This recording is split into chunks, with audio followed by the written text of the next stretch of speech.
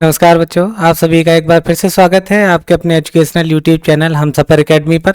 आज synthetic die का हम लोग सेकंड लेक्चर ले रहे हैं और उसमें हम लोगों ने जाना कि सिंथेटिक डाई जो है ये यानी केमिकल्स होते हैं, ऐसे रासायनिक पदार्थ हैं जो रंगने का काम करते हैं। चाहे आप धागे रंगिए, कपड़े रंगिए, पेपर को, लेदर को, किन्हीं भी चीज़ों को रंगने का काम करते हैं कौन से डाई। चाहे उनको आप बालों को भी क्यों ना रंगिए, तो हर जगह क्या है बच्चों, केमिकल है।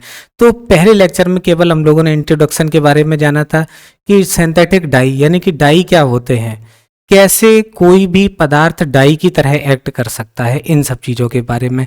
और आज हम लोग जानेंगे जो कल हम लोगों ने पढ़ा था कि बेसिक प्राइमरी रंग, प्राइमरी कलर जो हैं, सेकेंडरी कलर हैं, इन सब के बारे में पढ़ा था। जो कल अगर यदि आपने लेक्चर नहीं देखा तो एक बार उसको देख लीजिएगा, उसके बाद इस लेक्चर को देखिएगा। और कल जो हम लोगों ने पढ़ा था उस पर पहले कुछ क्वेश्चंस कर लेंगे और फिर उसके बाद लेक्चर को आगे बढ़ाएंगे। कुछ थ्योरीज हैं उसको हम लोग पढ़ेंगे। तो चलिए, पहला क्वेश्चन आप सभी के सामने है, which of these colour is not in rainbow. इंद्रधनुष में कौन सा रंग नहीं होता है। तो आप सभी जानते हैं कि 7 रंगों से बनती है। तो जब श्वेत प्रकाश किरण जब किसी प्रिज्म से होकर गुजारती तो यहाँ क्या होता है, इंद्रधनुष कब बनता है, इसकी कंडीशन समझिए। रेनबो कब बनता है और कब नहीं बनता है। कब नहीं बनेगा, हमेशा जब सूर्य ऊपर होगा तब इंद्रधनुष नहीं बनेगा। कहाँ बनता है, सूर्य के हमेशा विपरीत दिशा में। अगर पूर्व की तरह है तो वो पश्चिम की तरफ बनेगा। तो ये वर्ण क्रम में कौन कौन से आते हैं, V, I, B, G, Y, O, R, यानी violet, indigo, blue, green, yellow, orange, red, ये वर्णक्रम होता है। और ये आपने ये भी पढ़ा है कि सबसे ज्यादा जो वेवलेंथ होती है, हायर वेवलेंथ रेड कलर की होती है, हायर वेवलेंथ। अब इसमें से ये पूछ रहे हैं कि इन 7 रंगों में से देख के ही पता चल रहा होगा कि कौन सा रंग इन्होंने पूछा है नहीं है। इस चीज पे ध्यान दीजिएगा, क्या पूछा है, नहीं है। आंसर सब लोगों को आ गया होगा। रेड है, येलो है, पिंक है, वायलेट है। तो कौन सा ऐसा है जो नहीं है। इसमें आप देखिएगा पहला ही क्या लिखा हुआ है, वायलेट। सर ये मिल जाएगा। और क्या है, बाई का मतलब है यहाँ पे येलो है, ये रेड है। तो ये तीनों हैं, कौन सा नहीं है। जो नहीं है वही पूछा है, वही अपना आंसर हो जाएगा। कौन सा नहीं है, तो इसमें पिंक कलर नहीं होता है। बाकी के रेड, येलो और वायलेट, बाकी के ये सभी कलर होते हैं। ठीक है, चलिए नेक्स्ट क्वेश्चन देखते हैं। आपने देखा था कि रंग कोई भी है तो हमेशा 3 रंग होते हैं, वो प्राइमरी कलर, उन्हीं से मिलकर ढेर सारे रंग बने हुए हैं। तो उन्होंने पूछा है कि कौन सा है जो प्राइमरी कलर नहीं है। नॉट पूछा है, तो 3 होते हैं, चौथा नहीं है। वो कौन सा नहीं है, वो चीज यदि आपने कल का लेक्चर देखा है तो आप समझ रहे होंगे। हमने आपको एक ट्राइंगल बना के वहां पे बताया था कि कौन से ऐसे 3 हैं जो होते हैं और बाकी के 3 नहीं होते हैं। तो पहला रेड है, होता है, येलो होता है, ब्लू, ये आपके प्राइमरी कलर है। अब प्राइमरी के अलावा सर ये दूसरा जो लिखा है वो क्या है, जो प्राइमरी कलर्स से मिलकर बनते हैं उनको कहते हैं सेकेंडरी कलर। तो यहाँ पे ये कौन सा है, सेकेंडरी कलर का एग्जाम्पल है। ठीक है, बात समझ आई कि प्राइमरी कलर जो है वो रेड, येलो और ब्लू 3 होते हैं। प्राइमरी कलर से मिलकर जो बनता है वो आपका ग्रीन हो गया। चलिए नेक्स्ट क्वेश्चन की बात करें। Which one is not a secondary colour.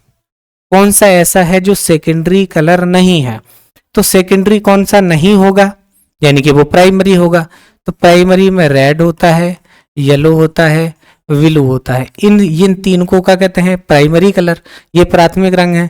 तो प्राथमिक रंग में से क्या पूछा है, सेकेंडरी कलर नहीं है, तो इनमें से कोई एक प्राइमरी होगा। तो ये देखिएगा कि येलो जो है आपका, वो आपका रेड, येलो और ब्लू के कैटेगरी में आ रहा है। इसका मतलब ये क्या हो गया आपका, प्राइमरी।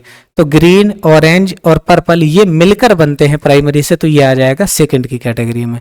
बात सबको क्लियर होगी। चलिए अगला क्वेश्चन देखते हैं। ये बिल्कुल बेसिक से क्वेश्चन है जो कल का लेक्चर हम लोगों ने पढ़ा था, बस उसमें violet is another name for. जो वायलेट कलर है उसको अन्य दूसरे नाम से और किससे जान सकते हैं, क्या उसको ऑरेंज कहते हैं, क्या उसको पर्पल कहते हैं, क्या उसको ब्लू कहते हैं, या फिर उसको व्हाइट कहते हैं। ठीक है, ये बताना है। तो वायलेट कलर को दूसरे नाम से हम लोग कहते हैं पर्पल कलर। ठीक है, और बाकी के ये सभी क्या है, इसमें ये आपका हो गया प्राइमरी, प्राइमरी। और बाकी के ये तो 7 रंगों में व्यक्त हो ही जाती है। और ये आपका कैसा है, सेकेंडरी। ये भी आपका कैसा है, सेकेंडरी है, जो इन सभी से मिलकर बनता है। ठीक है, नेक्स्ट देखिएगा। Which colour has shortest wavelength. अभी हमने आपको क्रम बताया था, 7 रंगों का जो क्रम है VIPGYO।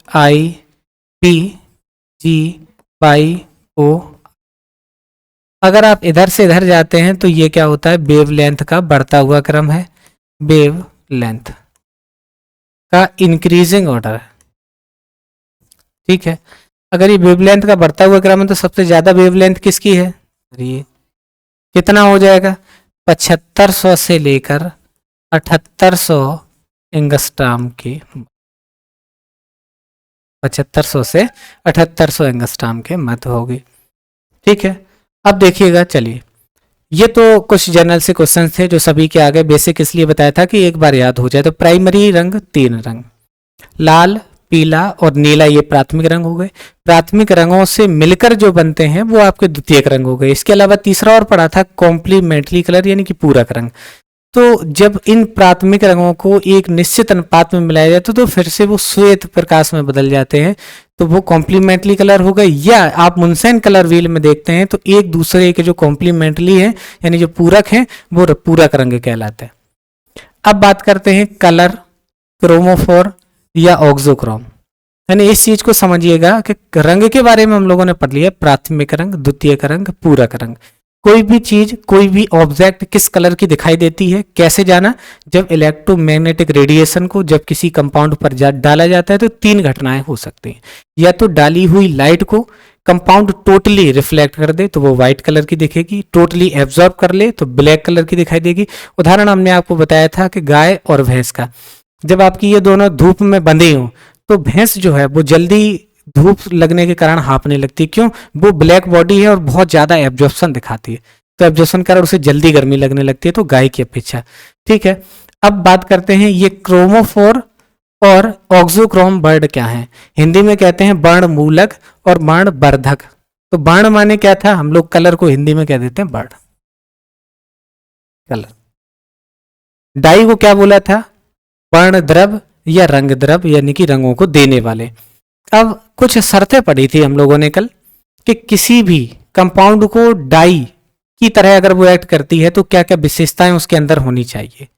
कोई भी रासायनिक पदार्थ जब किसी कपड़ों के साथ डाला जाए, उसके घोल में डाला जाए, तो वो रंग वो कपड़ा एब्जॉर्ब कर ले, धुलने पे, पानी डालने पे, धूप में कहीं भी ऐसे साधारण उड़े नहीं, तो इसका मतलब वो एक डाई बनने योग्य केमिकल है। लेकिन अब केमिकली जब हम बात करेंगे तो ये बच्चों क्या ऐसी नेसेसरी कंडीशन है कि उस केमिकल के अंदर ऐसा क्या होना जरूरी है जिसलिए वो डाई की तरह एक्ट कर सके। यानी कि रंग कब आएगा, जैसे दैनिक जीवन में हम लोग देखते हैं हल्दी का रंग पीला होता है, तो एग्रीकल्चर में हम लोग पढ़ते हैं उसमें कि कुरकुमिन नाम का जो रसायन है वो होता है जिसके कारण उसमें रंग आता है। गाजर में कैरोटीन के कारण आता है। तो जो अगर केमिकल्स की हम लोग बात करें तो किसी भी कंपाउंड में ऐसा कौन सा फंक्शनल ग्रुप या कोई ऐसी रेडिकल या कोई चीज क्या होनी चाहिए जिसके कारण वो डाई की तरह एक्ट कर सके। तो ध्यान से इस चीज को समझिएगा कि अगर हम सबसे पहले लेते हैं क्रोमोफोर को, वर्णक्रम स्पेक्ट्रम जिसको बोलते हैं, तो ये क्या है, बरडक है, हिंदी में कहते हैं बरडक। ठीक, ये क्या करेंगे, कोई भी ऐसे कंपाउंड जिनके अंदर आपको डबल बॉन्ड देखने को मिल जाए, जैसे उदाहरण सबसे सरल लिखा है कार्बोनिल, चाहे वो आपका एल्डिहाइड का ग्रुप हो बच्चों, चाहे वो कीटोन का ग्रुप हो, अगर इसमें दोनों आर लगे तो कीटोनिक हो जाएगा, अगर एक एच लग गया तो एल्डिहाइडिक हो जाएगा। या एल्कीनिक ग्रुप हो या विनाइलिक ग्रुप हो, कहीं भी आपको डबल बॉन्ड अगर देखने को मिल जाए तो वो क्रोमोफोर की तरह काम करेगा। पहली शर्त है कि किसी भी कंपाउंड को डाई की तरह अगर वो एक्ट करना चाहता है, वो अगर रंग दिखाना चाहता है, तो उसके पास ऐसा वर्णक समूह होना चाहिए, क्रोमोफोर ग्रुप होना चाहिए। कैसे होगा, जैसे CO, एसिटिलीन, एथिलीन, या जिसके पास मल्टीपल डबल बॉन्ड होंगे। दूसरा उदाहरण समझिए, जैसे एसीटोन लिखा है CH3 COCH3, कैसा है, कलरलेस है, लेकिन इसमें एक बार और C डबल बॉन्ड O जोड़ दिया गया। पहले एसीटोन कैसा था, कलरलेस, लेकिन एक बार और C डबल बॉन्ड O जोड़ दिया, इससे ये पीले रंग का दिखने लगा। तो हम समझ गए कि जिसमें डबल बॉन्ड प्रेजेंट होता है, यानी कि जिसमें मल्टीपल कॉन्जुगेशन होता है, कई बार डबल डबल सिंगल अल्टरनेट में चलते हैं, तो ऐसे ग्रुप को हम लोग क्या कहते हैं, वर्णक यानी कि क्रोमोफोर। जिनमें डबल बॉन्ड प्रेजेंट हो आपको बिना सोचे ही उसको क्रोमोफोर नाम दे देना। एग्जाम में केवल यही डायरेक्ट पूछ ले तो बताइए कि निम्न में से कौन सा समूह जो है वो क्रोमोफोर है, यानी कि क्रोमोफोर की तरह काम करता है। अगला एग्जाम्पल समझिए, जैसे benzyl deeper yellow and try ketone is yellow orange. अभी हम लोग डार्कन और कलर पढ़ेंगे। जैसे ये आप देखिएगा C double bond double single double alternate में प्रेजेंट है बेंजिल के अंदर, तो ये गहरे पीले रंग की है, लेकिन क्या किया, ध्यान से देखना, इस वाले में एक बार और जोड़ दिया तो वो और डार्क हो जाएगा, तो येलो से और कैसा चला जाएगा, ऑरेंज की तरफ। तो जितनी ज्यादा मल्टीपल बॉन्डिंग नजर आएगी उतना ही ज्यादा कलर जो है वो डार्क होता चला जाएगा। डीलोकिलाइजेशन का मतलब समझिए, हम लोग पढ़ते हैं हाइपर कॉन्जुगेशन, इंडक्टिव इफेक्ट, तमाम इफेक्ट्स पढ़ते हैं जिसमें इलेक्ट्रॉनों का स्थानांतरण होता है एक पोजीशन से दूसरे पोजीशन पर, यानी एक एटम से दूसरे एटम पर इलेक्ट्रॉन स्थानांतरित होते चले जाते हैं। ये क्या करते हैं, related to production to colour. अगर कॉन्जुगेशन रहेगा, ये देखिएगा इस तरीके से, यहां कॉन्जुगेशन एक दूसरे के साथ अगर प्लस माइनस के साथ अगर जुड़े हुए हैं तो इनके साथ क्या देखने को मिलेगा, कॉन्जुगेशन। देखो जो कॉन्जुगेशन समझो CH2 double bond CH single bond CH double bond CH2, तो डबल फिर सिंगल फिर डबल, ये सब अल्टरनेट में प्रेजेंट है। इसी घटना को क्या कहा जाता है, कॉन्जुगेशन। और यहाँ एक बात समझ लेनी है, कॉन्जुगेशन क्या करेगा, कॉन्जुगेशन इंक्रीजेस द कलर। अभी छोटा सा एग्जांपल हम लोगों ने देखा पीछे, यहां देखो इसके साथ, यानी एसीटोन है ये, सिंपली इसको कहते हैं नेल पॉलिश रिमूवर। इसमें कोई कलर नहीं होता है, लड़कियां अच्छे तरीके से इनको जानती होंगी कि जो नेल पॉलिश है उसको छुटाने के लिए थिनर बाजार में कहते हैं, जो एसीटोन है केमिकली, इसमें कोई कलर नहीं होता है। लेकिन इसी के साथ एक बार और C डबल बॉन्ड O जोड़ दिया जाए तो ये पीले रंग का हो जाता है। तो अभी हमने आपको बताया क्या शर्त याद रखनी है कि कॉन्जुगेशन जो है वो क्या कर देता है, बढ़ा देता है कलर को। तो एक बात समझ में आई कि क्रोमोफोर डबल बॉन्ड युक्त समूह है और जिसके अंदर प्रेजेंट होगा उसके अंदर कलर आ जाएगा। छोटी सी बात समझिएगा, एक वैज्ञानिक है जिनका नाम है ऑटो बिट, जिन्होंने एक थ्योरी दी, बिट थ्योरी के नाम से जानते हैं। 1876 में इन्होंने क्या कहा कि coloured compound certain unsaturated group contains certain unsaturated group. कोई एक उदाहरण लेते हैं, जैसे आपके सामने ये नाइट्रोबेंजीन लिखा है, बेंजीन के ऊपर NO2 और केवल बेंजीन है, कलरलेस है, लेकिन NO2 जोड़ दिया है तो पीले रंग की हो गई। तो बिट कहते हैं कि ऐसे कलर्ड कंपाउंड जो जिनके पास अनसैचुरेटेड ग्रुप होता है, तो ऐसे ग्रुप को क्रोमोफोर और उस कंपाउंड को क्रोमोजन कहते हैं। क्या कहते हैं, क्रोमोजन। यही थ्योरी है बिट की। तो क्रोमोफोर, एग्जाम में डायरेक्ट क्वेश्चन आएगा, which one is not a chromophore. देखिए जैसे सिंगल बॉन्ड OH लिख दिया, सिंगल बॉन्ड से NH2 लिख दिया, सिंगल बॉन्ड से NO2 लिख दिया, सिंगल बॉन्ड से Cl लिख दिया। यानी कि कौन सा इसमें ऐसा समूह है जो किसी के साथ जोड़ दिया जाए तो वो रंगीन बन जाएगा। जैसे आपने देखा यहाँ बेंजीन कैसी थी बच्चों, कलरलेस, लेकिन NO2 जैसे ही आपने इसके साथ जोड़ा तो ये कैसे रंग की बन गई, पीले रंग की। तो इनमें से C डबल बॉन्ड हो, CHO, C double OH, ester समूह हो, साइनो ग्रुप हो, नाइट्रो ग्रुप हो, नाइट्रोसो हो, या एसिटिलीनिक ग्रुप हो, विनाइलिक ग्रुप हो, कोई भी जिसमें मल्टीपल बॉन्डिंग होती होगी, यानी डबल या ट्रिपल बॉन्ड अगर प्रेजेंट होंगे तो ऐसे ग्रुप को क्रोमोफोर। क्वेश्चन यहाँ आपके सामने लिखा हुआ है, कौन सा क्रोमोफोर होगा, क्या OH में डबल बॉन्ड है, सर नहीं। NH2 में डबल बॉन्ड है, नहीं। NO2 में, हाँ NO2 को कुछ इस तरीके से लिखा जा सकता है, सिंगल से N डबल से O कोऑर्डिनेट से O। तो इसके अंदर double bond multiple bonding present है, यानी कि ये किसी भी यौगिक को रंग प्रदान करने के लिए जिम्मेदार हो सकता है, तो इसी को क्रोमोफोर कहेंगे। और एग्जाम में डायरेक्ट ही क्वेश्चन आता है कौन सा ऐसा है जो क्रोमोफोर है, तो यहाँ पे NO2 बन जाएगा। इसी तरीके से ढेर सारे क्वेश्चंस बन सकते हैं। आगे देखिएगा, further greater the number of such chromophores deeper the colour. जितने ज्यादा ग्रुप प्रेजेंट होंगे उसके अंदर, जितने ज्यादा मल्टीपल बॉन्डिंग प्रेजेंट होगी उतने ज्यादा कलर आएंगे उसके अंदर। इतनी बात क्लियर।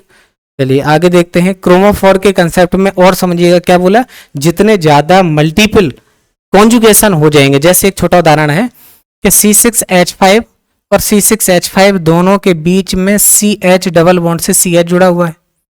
ये क्या करेगा, धीरे धीरे N की वैल्यू हम बढ़ाएंगे। तो यहां देखिएगा N 1 लिख दिया, दूसरी बार में एक बार और बढ़ा दिया, बीच में CH और बढ़ा दिया। इसका मतलब क्या हो रहा है, ये बीच में CH डबल बॉन्ड से CH, फिर सिंगल से CH, डबल से CH, पहले एक बार था, फिर 2 बार हो गया, 3 में 3 बार। अब देखो कलर, जब 1 था तो कलरलेस, 2 थे तब भी कलरलेस था, फिर जब कॉन्जुगेशन बढ़ा तो हल्का सा पीला आया, और थोड़ा सा डार्क हो जाएगा येलो बन गया, थोड़ा सा और डार्क हो जाएगा ऑरेंज बन जाएगा। तो अभी डीप इन कलर भी हम लोग पढ़ेंगे कि कोई भी चीज़ जब गहरे रंग की होती चली जाती है तो और वो कैसे रंग की दिखने लगेगी, इससे भी ज़्यादा अगर डार्क हो जाएगी तो कैसी नजर आएगी। और छोटा सा एग्जाम्पल एक और समझते हैं जिससे बात पूर्ण रूप से क्लियर हो जाए। CH2 डबल बॉन्ड CH2 सब जानते हैं, एथिलीन इसको कहते हैं। ये कैसी है, गैस है, कलरलेस है। 1,3-ब्यूटाडाइन की बात करें सर, ये भी कलरलेस है। 1,3,5 हेक्साट्राइन की बात करें सर, ये भी कलरलेस है। लेकिन कल बताया था गाजर का रंग, बीटा और अल्फा 2 प्रकार की कैरोटीन्स होती हैं, तो उसमें आप देखते हैं कि 11 प्रकार के डबल बॉन्ड जो हैं एक दूसरे से एकांतर क्रम में लगे हुए हैं। तो more the conjugation deeper the colour.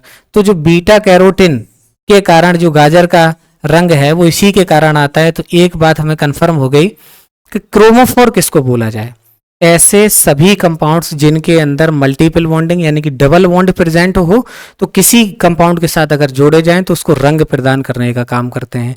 दूसरी बात क्या जानी कि जितना ज्यादा डबल बॉन्ड सिंगल अल्टरनेट में प्रेजेंट होगा उतना ही ज्यादा और ज्यादा डीपर कलर होता चला जाएगा। लेकिन अभी ये डाई की शर्त नहीं है, हम केवल ये बात कर रहे हैं कि कोई कंपाउंड किसी रंग का कैसे दिखेगा, केवल इतनी सी बाई। अभी तक डाई की तरह एक्ट करे ये कोई जरूरी नहीं है। अगला है ऑक्सोक्रोम, जिसको हिंदी में कहते हैं बच्चों बाण मूलक। देखिए जैसे हम लोग कैटालिस्ट पढ़ते थे, ध्यान देना, कैटालिस्ट हिंदी में कहते हैं उत्प्रेरक। ऐसे बाहरी पदार्थ, ओस्टवाल्ड की परिभाषा है, ओस्टवाल्ड कैटालिस्ट के बारे में कहते हैं कि ऐसे बाहरी पदार्थ जो अभिक्रिया में बिना भाग लिए अभिक्रिया की दर को बढ़ा या घटा दें उनको उत्प्रेरक कहते हैं। तो वो भाग नहीं लेते हैं।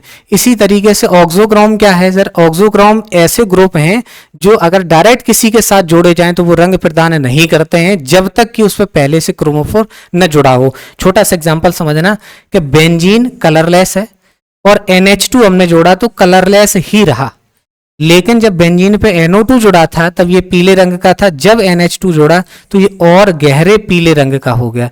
यानी कि ऑक्सोक्रोम वर्ण मूलक हैं जो रंग को बढ़ाने का काम करते हैं। तो रंग सब कब बढ़ेगा, जब पहले से कोई चीज रंगीन होगी। तो पहचान इसकी ऑक्सोक्रोम की ये है कि इनके पास मल्टी बॉन्डिंग नहीं होती है, जैसे OH, NH2, NHR2, single bond Cl, single bond I, single bond Br, कहीं इनके साथ डबल बॉन्ड प्रेजेंट नहीं है। तो ये सभी क्या हैं, ऑक्सोक्रोम। जिनके साथ डबल बॉन्ड प्रेजेंट है वो क्या है, क्रोमोफोर।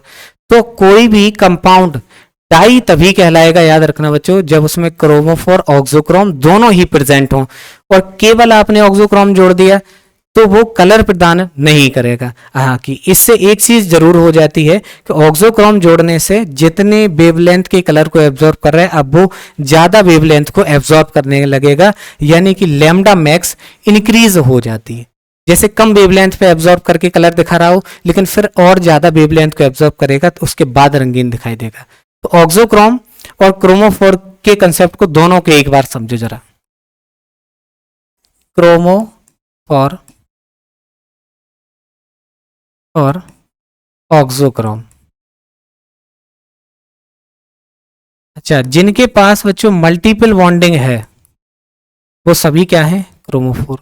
क्या करते हैं, रंग प्रदान करने का काम करते हैं।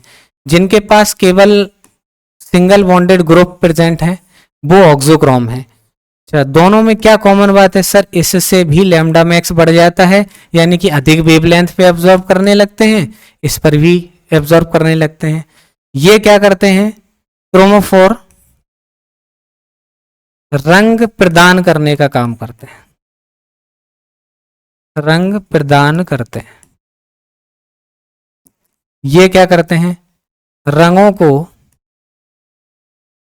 गहरा कर देते हैं।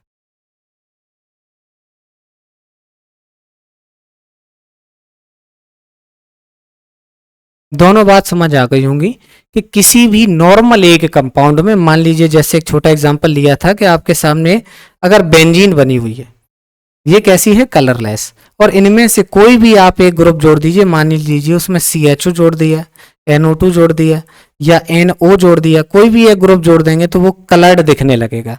लेकिन अगर इनमें से अगर आप कोई ग्रुप अगर जोड़ते हैं, चाहे आप OH जोड़ दिया NH2, तो इससे कलर नहीं आएगा। जब तक पहले से अगर क्रोमोफोर नहीं जुड़ा है तब तक ऑक्सोक्रोम जो है वो डाई की तरह एक्ट नहीं करने देगा या उसके अंदर रंग नहीं आएगा। एक और एग्जांपल समझिए, जैसे दो बेंजीन अगर ऑर्थो पोजीशन पर जोड़ दें तो उसका नाम होता है नेफ्थलीन। नेफ्थलीन में अगर OH जोड़ दिया, सर कलरलेस था, अभी भी कलरलेस है। लेकिन अगर इसमें 2 बार NO2 जुड़ा हुआ, ये हल्के पीले रंग का था, NO2 के साथ साथ OH जोड़ दिया, यानी ये दोनों क्रोमोफोर है। OH क्या है, ऑक्सोक्रोम। क्रोमोफोर के बाद जैसे ही ऑक्सोक्रोम को जोड़ा, आपने देखा कि ये ऑरेंज रेड कलर की हो गई, यानी कि येलो जो था वो और डार्क हो गया, तो अब ये डाई की तरह एक्ट करने लगेगी। तो इतनी बात पढ़ने के बाद एक कंक्लूजन निकला कि कोई भी केमिकल सब्सटेंस डाई यानी रंजक की तरह तब काम कर सकता है जब उसमें ऑक्सोक्रोम क्रोमोफोर दोनों ग्रुप प्रेजेंट होंगे, तभी वो किसी चीज को रंग पाएगी। इतनी बात क्लियर। ये दो कंसेप्ट थे आपका, एक ऑक्सोक्रोम एक क्रोमोफोर। नोट में क्या लिखा है, when certain groups called auxochrome are present in chromogen as a dye is obtained. Chromogen क्या बोला था, रंगीन पदार्थ को क्रोमोजन कहता है, यानी कि इसके अंदर इसको आप क्रोमोजन कह सकते हैं। क्रोमोजन, रंगीन पदार्थ को क्रोमोजन कहते हैं। क्रोमोजन में जैसे ही ऑक्सोक्रोम जोड़ेंगे सर क्या बन जाएगी, डाई बन जाएगी। क्या लिखा है, ऑक्सोक्रोम में भी आइदर एसिडिक और बेसिक। अगर OH है तो एसिडिक में जोड़ लीजिए, NH2 है बेस है, लॉन पेयर है, सर इसको बेसिक जोड़ लीजिए। यानी ऑक्सोक्रोम दो तरीके के हो सकते हैं, एसिडिक और बेसिक।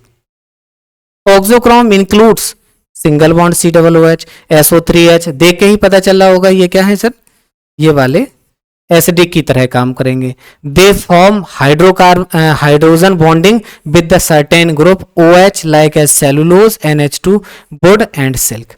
जैसे बेसिक हैं वो लकड़ी में या रेशम वगैरह में पाए जाते हैं, और हाइड्रोजन बॉन्डिंग सेलुलोज में देखने को मिलती है, तो वो COOH के कारण देखने को मिलती है। आइए आगे बढ़ते हैं थोड़ा सा। अब आपने देखा कि जैसे ही आपने ऑक्सोक्रोम जोड़ा,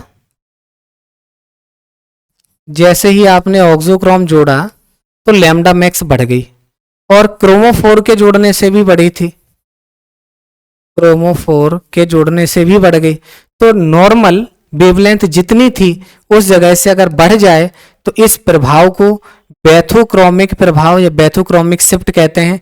बढ़ जाती है क्योंकि वेवलेंथ ज्यादा, सबसे ज्यादा लाल रंग की होती है, इसलिए इस प्रभाव को कभी कभी रेड शिफ्ट भी कहा जाता है। और ये 100% लिख लीजिए, एग्जाम में ये क्वेश्चन जरूर पूछा जाता है। दो चीजें तो समझ में आई कि ऑक्सोक्रोम लैम्डा मैक्स बढ़ाने के साथ साथ कलर भी प्रदान करता है, और जब लैम्डा मैक्स बढ़ जाती है सर तो इस प्रभाव को क्या कहते हैं, बैथोक्रोमिक शिफ्ट कहा जाता है। लाल रंग की तरंगदैर्घ्य ज्यादा होती है, लाल रंग की तरफ बढ़ जाता है, इसलिए इसको रेड शिफ्ट भी कहा जाता है। जब कम हो जाती है तो इसको ब्लू शिफ्ट कहा जाता है, क्योंकि ये ब्लू और वायलेट कम होती है, तो इसको हिप्सोक्रोमिक भी कहा जाता है। तो ये हिप्सोक्रोमिक और बैथोक्रोमिक दो इफेक्ट हैं, बहुत ज्यादा महत्वपूर्ण होते हैं। जब लैम्डा मैक्स कम हो जाती है किसी ग्रुप के आने से तो ब्लू शिफ्ट, और किसी ग्रुप के आने से लैम्डा मैक्स बढ़ जाती है तो उसको कहा जाता है बच्चों बैथोक्रोमिक शिफ्ट।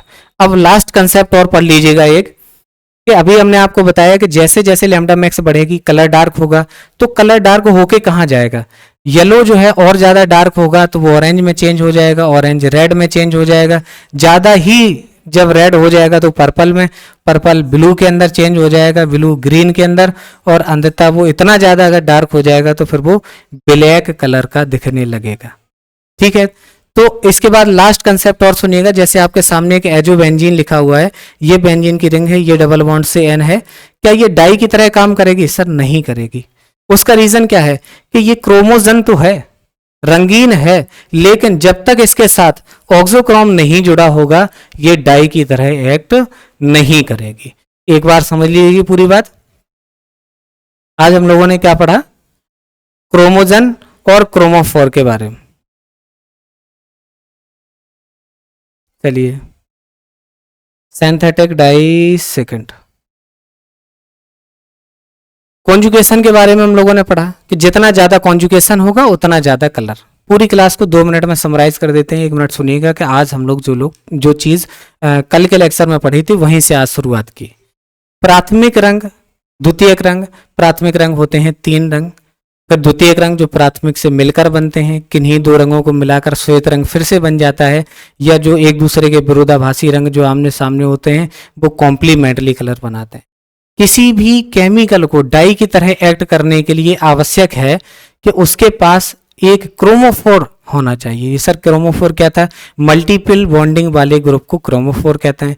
और वो क्रोमोफोर रंगीन होगा लेकिन वो डाई की तरह एक्ट नहीं करेगा, तो उसके लिए एक ऐसा ग्रुप जोड़ा जाएगा जो सिंगल बॉन्डेड लोन पेयर सहित होता है, उसको कहते हैं ऑक्सोक्रोम। जब किसी कंपाउंड के अंदर ऑक्सोक्रोम और क्रोमोफोर दोनों प्रेजेंट होते हैं वो तभी डाई की तरह एक्ट करता है।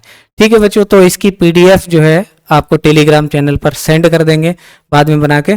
तो इसके बाद जो आगे की और भी कहानी होगी वो नेक्स्ट लेक्चर में अगले दिन फिर से 8 बजे आपको क्लास में मिलेगी। तो इसी तरीके से आप सभी लोग जुड़िए। जो लोग नए हैं, पहली बार देख रहे हैं यदि चैनल को, यदि आपको अच्छा लगा है तो आप चैनल को सब्सक्राइब करिएगा। ठीक है, मिलते हैं, ध्यान रखिएगा आप सभी लोग, बाय बाय।